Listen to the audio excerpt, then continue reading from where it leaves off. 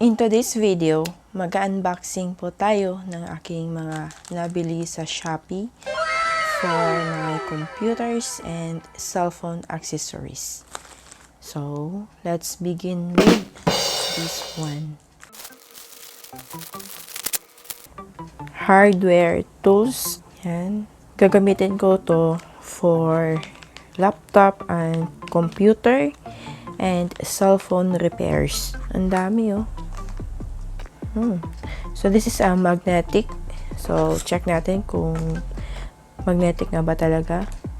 Okay. Right. Magnetic siya, guys. Good. This one. A cell phone case for Vivo Y81. Screen protector. Y81. And this one for V11. For my phone. Kasi sira na yung screen niya. So, papalitan natin. Next. So, ito yung pinakahintay ko, guys. Solid state drive. Kasi mas mabilis siya compared to sa hard drive. So, ito ay 240 gig. Open natin. Ganito siya, guys. Okay. Next is this one. Medyo malaki.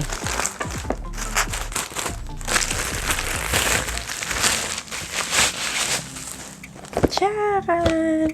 Globe at Home prepaid Wi-Fi.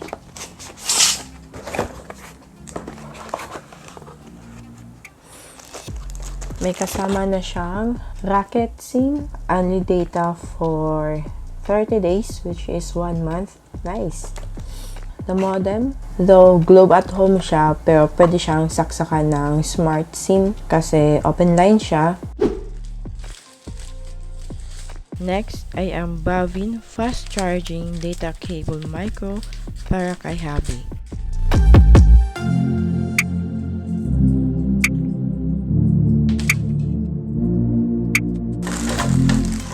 Another set of cellphone accessories like the screen protector and tempered glass para sa mga pamangkin ko.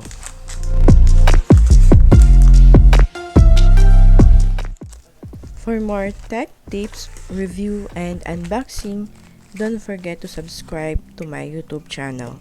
And on my next video, I will show you if gumagana ba ang Globe at Home prepaid Wi-Fi na naka-open line. Click mo lang ang video na ito.